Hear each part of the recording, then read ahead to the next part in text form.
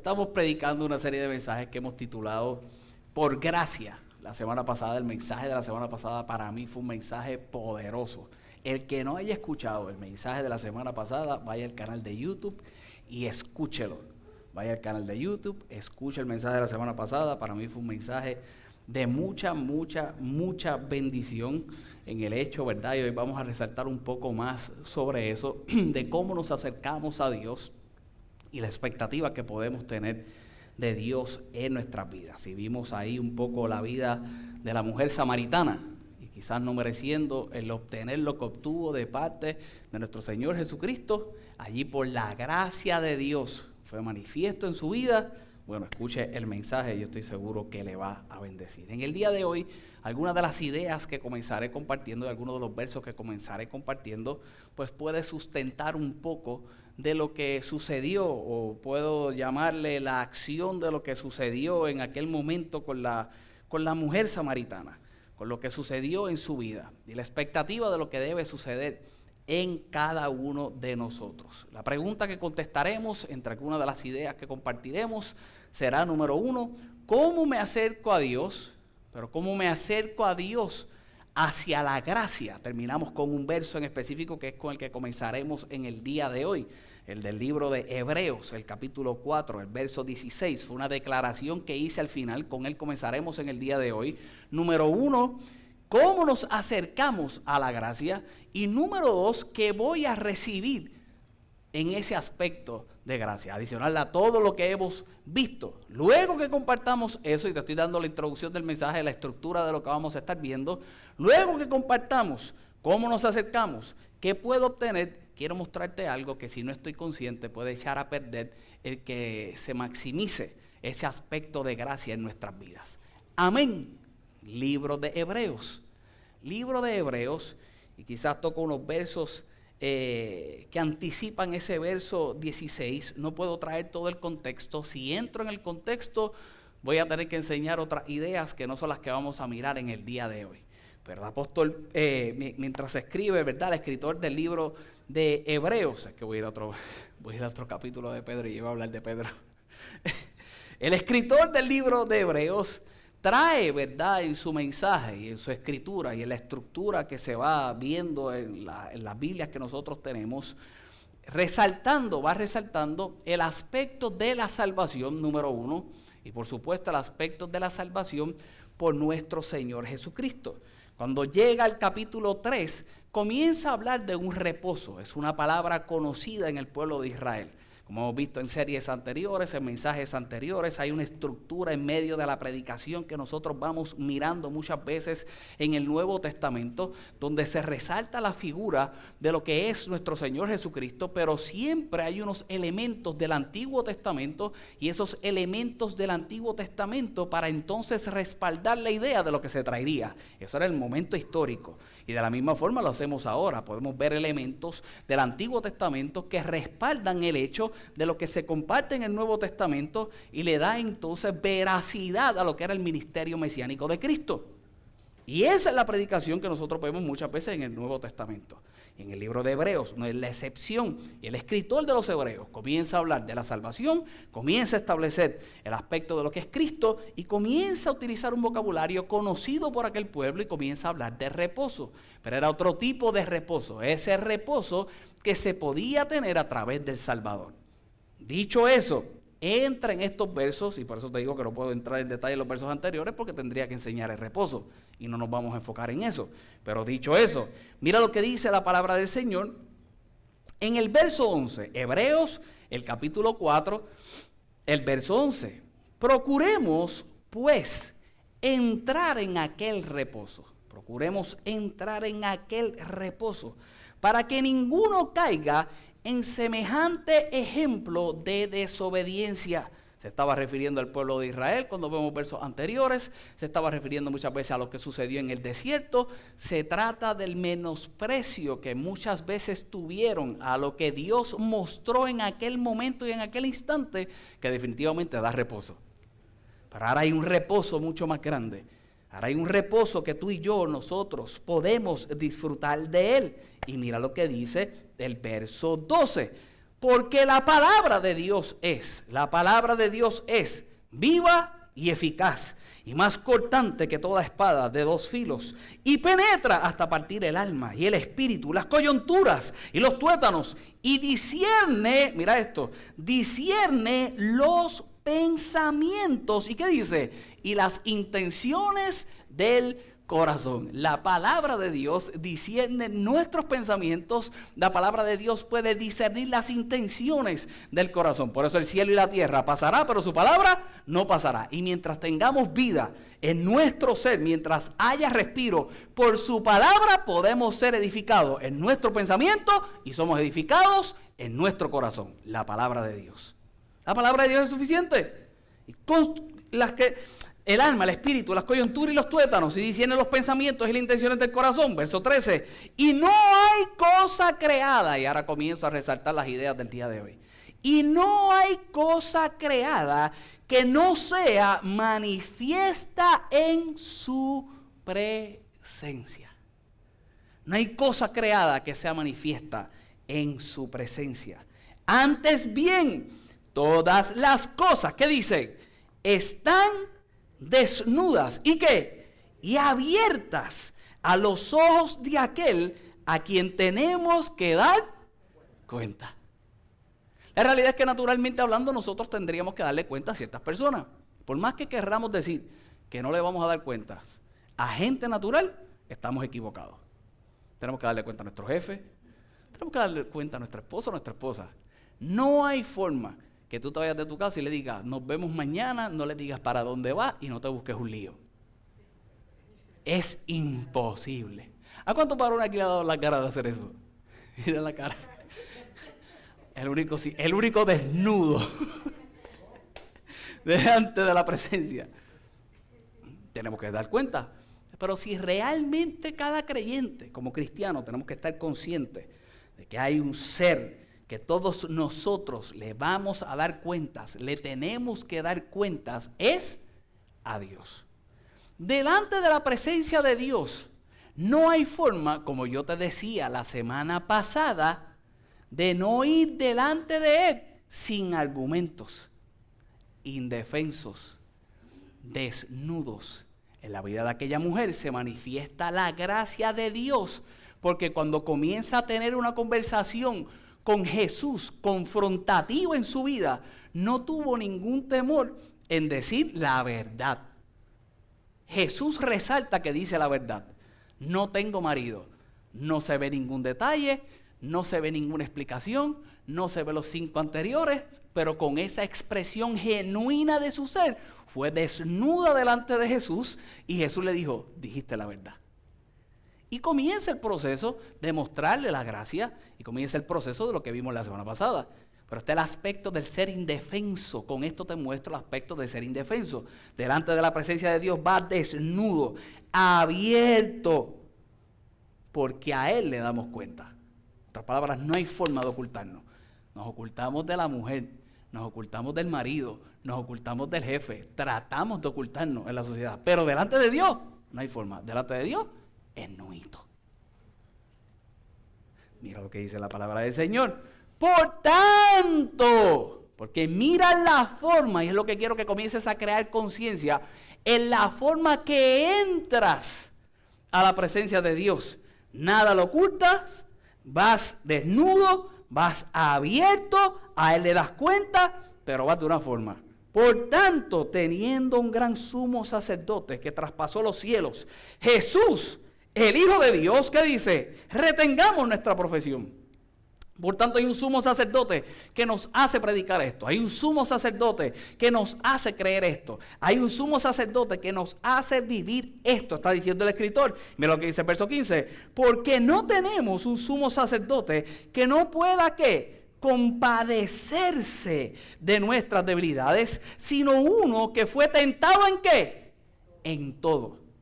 A diferencia de entrar en el pasado delante de la presencia de Dios, es que no existía el sacrificio de nuestro Señor Jesucristo, el sumo sacerdote. Como sumo sacerdote tuvo que hacer un solo sacrificio para que fuera suficiente. Su muerte, su resurrección, suficiente. Y ahora yo entro delante de la presencia de Dios, como lo vamos a ver más adelante, sin nada que ocultar, desnudo, visible, pero por el sumo sacerdote. Un sumo sacerdote que dice la palabra del Señor que se puede identificar contigo y se puede identificar conmigo. Increíble. Increíble que el mismo Dios hecho carne se puede identificar contigo y se puede identificar conmigo. ¿Por qué se puede identificar contigo y se puede identificar conmigo? Dice la palabra del Señor. Porque fue tentado ¿en qué? En todo. La diferencia de ti y de mí es que Jesús fue tentado en todo. Ni tú ni yo hemos sido tentados en todo. Carlos, claro que sí. Bueno, en diferentes niveles lo pudiéramos ver, pero a mí nunca me han tentado poniéndome $1,000,000 al frente para hacer algo ilegal. Pero te han tentado con 100 pesos, o con 1,000 pesos, o con 2,000 pesos. Carlos, es lo mismo. Yo no sé, tú sabrás. Pero ninguno de nosotros hemos sido tentados en todo. Jesús fue tentado en todo. Y al ser tentado en todo, se puede identificar con nosotros. Carlos, porque tú dices eso, la continuación del verso. Fue tentado en todo, ¿según qué? Nuestra semejanza. Tu tentación, la pasó Jesús. Tu tentación, la pasó Jesús. Tu tentación, la pasó Jesús. Mi tentación, la pasó Jesús. Tentado en todo. ¿Por qué? Por nuestra semejanza. Eso sí es grande. Siempre se nos habla de nosotros ser hechos a su semejanza. Pero no se nos habla mucho de cómo Él se hizo a nuestra semejanza para pasar lo que pasó y tener la victoria que Él obtuvo para que en el día de hoy tú y yo disfrutemos de ella. Y dice la palabra del Señor, pero, aquí que está el pero de Dios y el más importante, pero sin pecado. ¿Esa es la diferencia? La diferencia es que nosotros somos tentados y ¿qué pasa? Pecamos. Jesús fue tentado en todo y no fue pecador. Sin pecado. El que llevó a la cruz, eso es otro 20 pesos. Jesús estuvo a prueba. Jesús estuvo a prueba. Jesús mostró lo que era esforzarse, lo que cada uno de nosotros tenemos que hacer. Jesús mostró las disciplinas que se tenían que tener para poder ser tentado en todo y no pecar. Aunque eso es importante, no es lo que quería resaltar en el día de hoy. Lo que quiero resaltar es la continuación del verso, el capítulo, el próximo verso, que fue con el que terminé la semana pasada. Es el verso 16. Luego que te hace esta introducción majestuosa de cómo tú entras a la presencia de Dios, que entras desnudo, que tienes que entrar abierto, te está diciendo el escritor que no entras desnudo y entras abierto solo. Entras con el sumo sacerdote. El sumo sacerdote que pasó tu tentación y todas las tentaciones que tú puedas pensar. Eso es grande. Semejante a ti, le dice, se identificó contigo. Ahora entras a la presencia y dice la palabra del Señor, acerquémonos pues confiadamente. ¿A dónde? Al trono de la gracia. ¿Para qué? Para alcanzar misericordia y hallar gracia para el oportuno socorro. Solamente uno que tiene la conciencia del sumo sacerdote, del sacrificio de nuestro Señor Jesucristo, lo que hizo Jesucristo en su vida, tiene la capacidad de acercarse confiadamente ante el trono de la gracia. ¿Cómo me acerco a la gracia? Te dije que vamos a contestar dos cosas. ¿Cómo me acerco y qué obtengo? ¿Cómo me acerco ante el trono de la gracia? Me acerco confiadamente. Esa palabra confiadamente tiene que tornar ahora a tener otra conciencia en tu vida después de este mensaje. ¿Y cuál es? Significa con franqueza. Tú te acercas con franqueza. Te hablaba de estar desnudo, te hablaba de estar abierto, pero estás desnudo y estás abierto porque sabes el sacrificio de nuestro Señor Jesucristo. Y cuando vas a la presencia de Dios, tú entras con franqueza, tú no tienes nada que ocultar. Por eso te dije que los primeros versos lo que iba a respaldar a lo que te hablaba la semana pasada. Tú entras indefenso, no hay ningún argumento de defensa. Yo soy así, estoy viviendo esto, paso por esto, me está pasando esto. Solo de ti puedo esperar algo, solo de ti en mi vida puedo esperar algo diferente. Tú entras confiadamente, entras con franqueza, número uno. Número dos, entras con seguridad de que puedes esperar algo del cielo, puedes esperar algo de Dios, puedes esperar algo diferente. Hay una obra que Él tiene que hacer en tu vida. Entras con franqueza, entras con seguridad y entras abiertamente. Entras abiertamente. Y lo primero que yo vengo a decirte en el día de hoy es que para poder accesar ese trono de la gracia, para poder entrar al trono de la gracia, el cual no descarta a nadie, el cual hay una expectativa de que tú te puedas acercar, tienes que entender que tienes que hacerlo con franqueza, con seguridad y abiertamente. A Dios no hay que ocultarle nada. Lo que tenemos que tener es la expectativa de lo que puede hacer cuando yo entro a su presencia y lo que es capaz de hacer en ese lugar para cuando salga yo sea otro. Esa es la expectativa que tenemos que tener del trono de la gracia. Del trono de la gracia lo que podemos esperar es compasión, es lo que dice ese verso. Del trono de la gracia lo que podemos esperar es compasión para el tiempo de necesidad. Y todos pasamos por un tiempo de necesidad. Aquí no hay ningún Superman que me diga que no es así. Por más buena autoestima que tú tengas, por más fe que tengas, por más sólido que pienses que estés, por más bolsillo lleno que estés. ¿Por qué toca el bolsillo lleno? Porque mucha gente piensa que porque tiene el bolsillo lleno ya es suficiente. No hay nadie que me pueda decir que no ha tenido un instante de debilidad. Si vives abiertamente. No hay nadie que no me pueda decir que no tenga un instante de necesidad.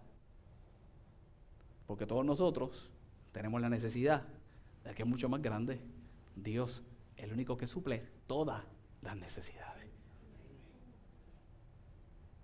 Esa palabra socorro, lo que significa es ayuda.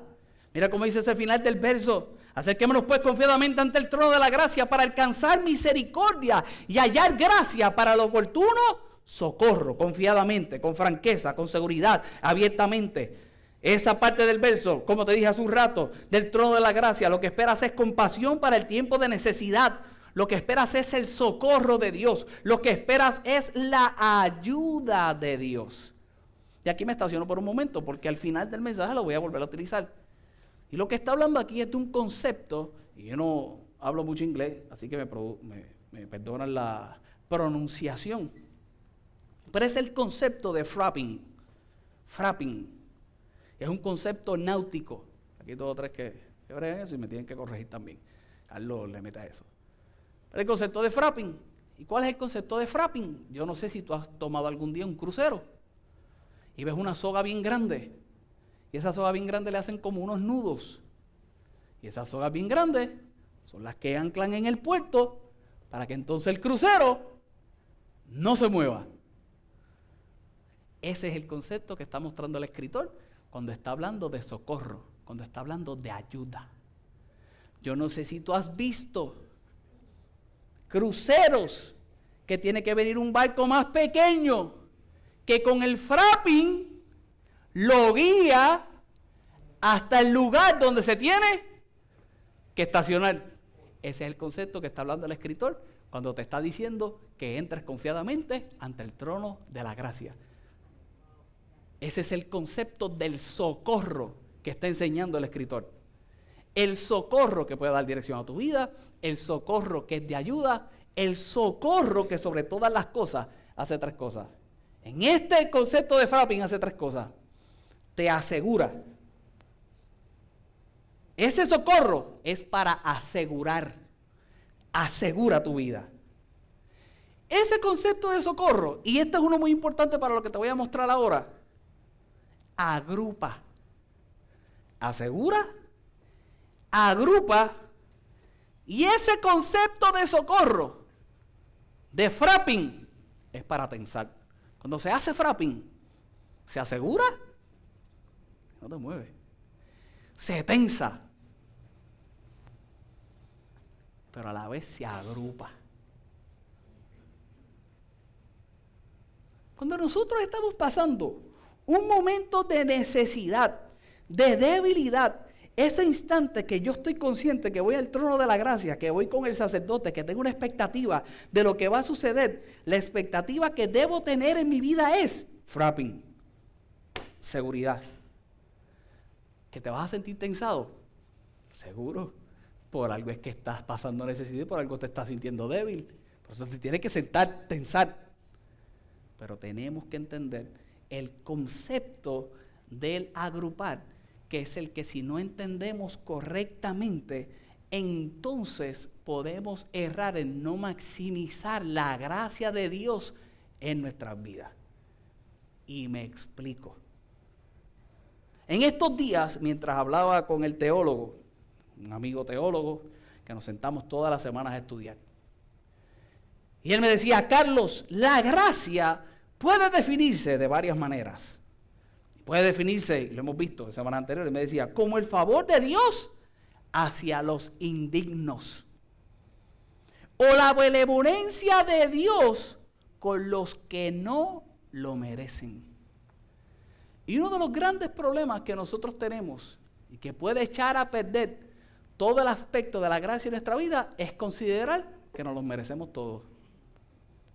Y en el tiempo en que nosotros nos encontramos viviendo, así es que vamos creciendo, así es que nos vamos manejando y así es que nos van llevando, pensando en que no nos merecemos todo. Esa palabra indigno, él me decía, Carlos, hay que establecer un balance mientras se habla de esa palabra indigno.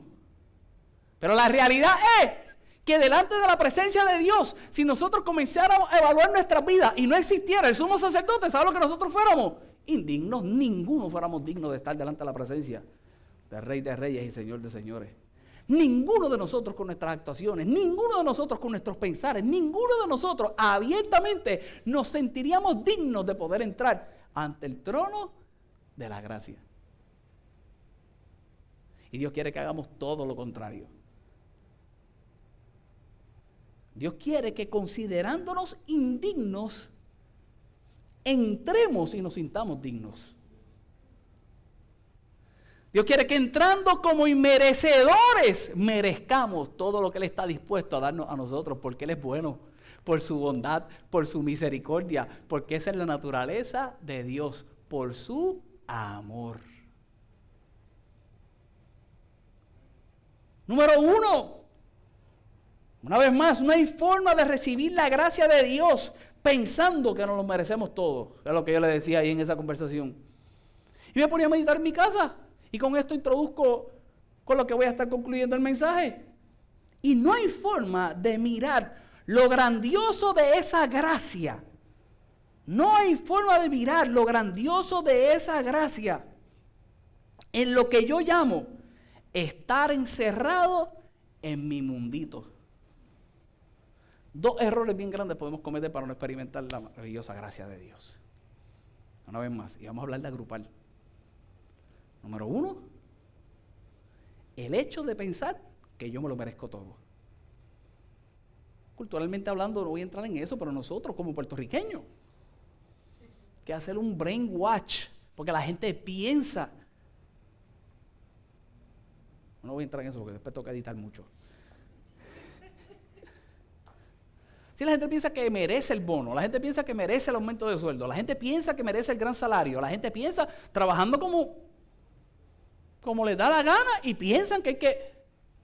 La gente piensa que hay que darle esto gratis, la gente piensa que hay que darle lo otro, la gente piensa que el gobierno tiene que esto, que tiene lo otro. Y pensamos que nos lo merecemos todo. Y número 2, para mí de las cosas también más importantes, encerrarnos en nuestro mundito. Para mí esto es lo más difícil. Y esto es lo más grande, en mi mundito. Y hay gente que experimenta algo mejor o peor de lo que tú estás viviendo. Y hay un mundo mucho más grande que lo que está a tu alrededor. Ayer, cuando llegué de las vacaciones, yo estoy montándome en el avión y me llama por teléfono un vecino, el jardinero. Me dice, tengo uno de los muchachos trabajando en tu casa y me dice que tu casa está inundada y por debajo de la puerta está botando agua y agua. Y decía, gracias, Señor. Y yo me lo esperaba. Entonces, como salí el domingo por la tarde, yo salí corriendo, montando las cosas, qué sé yo qué, y dije, la llave de paso es un trabajo cerrado, le dije, la voy a dejar así. Y cuando estoy sacando agua por la noche, bien feliz, y mi esposa de allá se metió en todos los cuartos, todavía me queda uno, el de mi oficina. Luego dije, fíjate, deja eso ahí, mañana lo trabajo. Dije, voy a hacer un post en Instagram. Pero dije, si lo pongo la gente va a pensar que es para quejarse. ¿Sabe por qué lo hice? Para salirme de mi mundito. Porque quería que la gente me comentara. Y puse lo lindo que es, que sé yo, como puse, llegar de vacaciones y que tu casa está inundada. ¿Sabes de dónde me sacaron? De mi mundito. La gente empezó, a mí también me pasó, a mí me ha pasado 2 veces. ¿Quién te manda y no cerraste la llave de paso? Otro me puso 10 caritas riéndose. Yo decía, este es anormal, anormal. Este sí que no. Hubieron otros ofreciendo ayuda, te ayudo, vengo, esto. José, que es mi vecino inmediato, me dice, te ayudo, muchacho, tú tienes una misión más grande que la mía. El bebé recién nacido tuyo, cuando yo lo oigo llorar, yo tengo compasión de ti y me da ganas de ti ayudarte. Fuera de tu mundito. La gente tiene su mundito. La gente piensa que lo que ellos hacen es lo más grande, o lo que les pasa es lo más grande. Y no es así. Tenemos que tener una conciencia de mundo. Y con esto te digo por qué. ¿Por qué razón? Una de las cosas que tenemos que entender para poder plantear la idea de hoy es que cada persona experimenta la gracia de Dios de una forma diferente. Por eso hay que salirte de su mundito y por eso hay que salirse de pensar que nos lo merecemos todos. La gracia de Dios se experimenta de una forma diferente. Si no procesamos ese pensamiento correctamente, nos vamos a limitar a ese conocimiento que podemos tener de ella. Que la gracia de Dios no es, escucha bien, reducida. La gracia de Dios no es reducida. La gracia de Dios no se reduce solo a ti. La gracia de Dios no es superficial. La gracia de Dios tiene unas profundidades que ninguno de nosotros vamos a llegar a conocer en su totalidad, solo Dios. La gracia de Dios no es simple y la gracia de Dios no es limitada. Somos nosotros los que ponemos límites. La gracia de Dios es ilimitada. ¿Por qué ponemos límites? Por nuestra experiencia. ¿Por qué ponemos límites? Por nuestra vivencia. ¿Por qué le ponemos límites? Por nuestro mundito. Pero mira lo que dice la palabra del Señor. 1 Pedro capítulo 4. El verso 7. 1 Pedro capítulo 4, el verso 7. Vamos a ver si es verdad. Dice la palabra del Señor, mas el fin de todas las cosas, ¿estoy bien? Lo que quería que ustedes buscaran en la Biblia, porque ninguno busca. Todos están pendientes a que yo se los lea, sombra. Mas el fin de todas las cosas se acerca. ¿Qué dice? Sed pues sobrios y velad en oración, y ante todo tened entre vosotros ferviente, ¿qué dice? Amor, porque el amor ¿qué? Cubrirá multitud de pecados. Dice verso 9, hospedaos los unos a los otros sin murmuraciones. Dice verso 10, cada uno según el don que ha recibido, ¿qué dice? Ministrelo a los otros, cada uno según el regalo que ha recibido, ministrelo a los otros, como buenos, ¿qué dice? Administradores ¿de qué? De la multiforme gracia de Dios. De la multiforme gracia de Dios. Si alguno habla, hable conforme a las palabras de Dios. Si alguno ministra, ministra conforme al poder que Dios da, para que en todo sea Dios glorificado por Jesucristo, a quien pertenece la gloria y el imperio por los siglos de los siglos. Amén. La multiforme gracia de Dios. Todo lo que te he dicho hasta ahora es para que nosotros podamos entender que del trono de la gracia hay una multiforme gracia que se manifiesta y que yo no voy a poder entender la totalidad de ella, pero pudiera verla No voy a entenderla, pero pudiera verla. No voy a entender su manifestación, pero pudiera ver su manifestación. La Nueva Versión Internacional dice, la gracia de Dios en sus diversas formas. Es la gracia de Dios en sus diversas, la multiforme gracia de Dios, es la gracia de Dios en sus diversas formas. La Nueva Traducción Viviente dice, la gran variedad de dones de Dios. La gran variedad de dones de Dios. La Reina Valera contemporánea dice, la gracia de Dios en sus diferentes manifestaciones. La gracia de Dios tiene diferentes manifestaciones, la gracia de Dios tiene diversas formas, la gracia de Dios se manifiesta en variedad de dones, en variedad de regalos. Lo que Pedro nos deja saber es que la gracia de Dios se expresa en diferentes formas, se muestra de muchas formas. ¿Y cómo yo puedo entonces ver todas esas formas? Yo voy a la presencia de Dios, como te estaba mostrando hasta ahora. Porque tengo una expectativa de ¿qué? De la gracia. Hay gente que no va ante el trono de la gracia, como hemos visto hasta hoy, no tiene la revelación de lo que hizo nuestro Señor Jesucristo, y mucho menos quiere ir desnudo, quiere ir abierto. No saben qué expectativa tener de la gracia. Hablamos del socorro, hablamos del socorro que te tensa, hablamos del socorro que entonces te da la firma. ¿Y qué hay con agruparnos? No hay forma de experimentar ese agruparse si no entiendo la multiforme gracia de Dios. No hay forma, una vez más, no la podré entender, pero la voy a poder ver. No hay forma de poder ver la gracia en su máxima expresión si no entiendo lo multiforme que es. Si no entiendo, una vez más, sus diversas formas, la gran variedad y la manifestación de dones y las diferentes manifestaciones que puedo tener de la gracia. Mientras estudiaba y mientras leía, encontraba le llaman una parábola en la India, muy interesante, donde tomaron 6 ciegos. Y estos 6 ciegos los llevaron frente a un elefante. Y cada uno de los ciegos tendrían que tocar, y de acuerdo a lo que tocaran, tendrían que describir a aquellos que estaban tocando.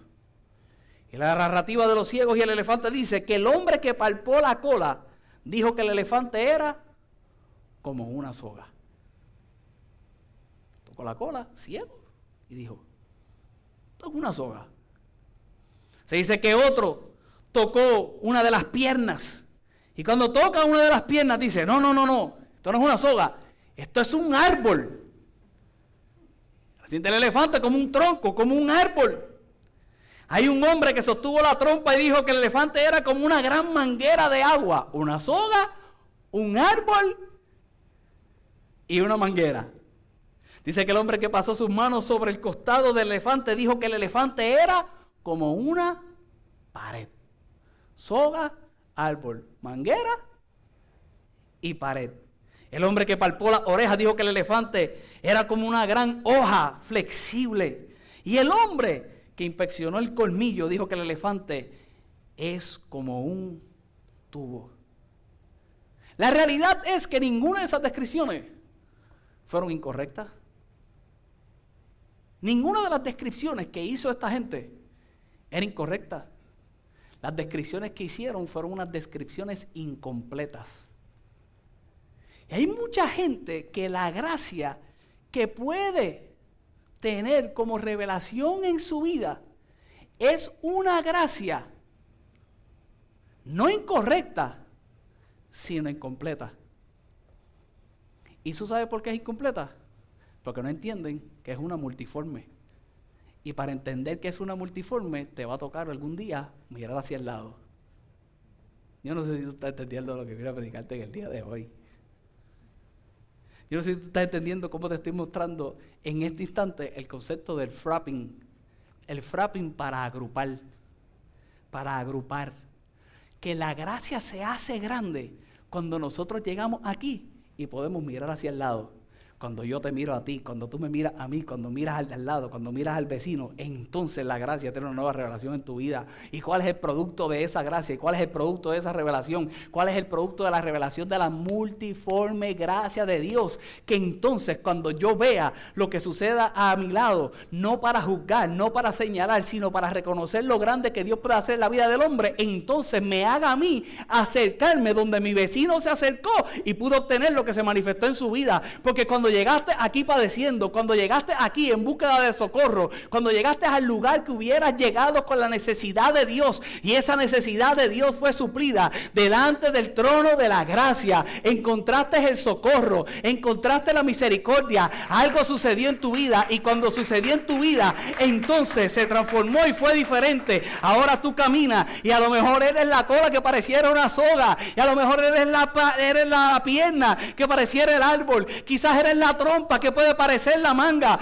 pero cuando entonces se puede tener la revelación del completo, del colectivo, hay un gran elefante que dice que Dios ha hecho algo muy grande, y es lo que yo vengo a predicarte en el día de hoy, que no hay forma en que puedas entrar hasta el trono de la gracia con una expectativa correcta de lo que puede suceder si no sales de tu mundito, si no sales de pensar que te lo mereces todo, si comienzas a mirar a tu lado, y cuando mires a tu lado, en vez de ver ese problema, en vez de ver esa dificultad, ves el gran testimonio de Dios en la vida del que está a tu lado, entonces habrá el espacio que cuando tú tengas necesidad, cuando tú estés en debilidad, puedas ir ante el trono de la gracia, el trono donde fue el vecino, el trono donde fue el que está sentado al lado tuyo, el trono donde va el pastor, el trono donde va el que está en la cámara, el que está en el sonido, el que está fuera en el parking, el trono donde todos nosotros tenemos accesibilidad para entonces poder entender que la gracia de Dios tiene diferentes expresiones y diferentes resultados, y de esos resultados que tiene la gracia de Dios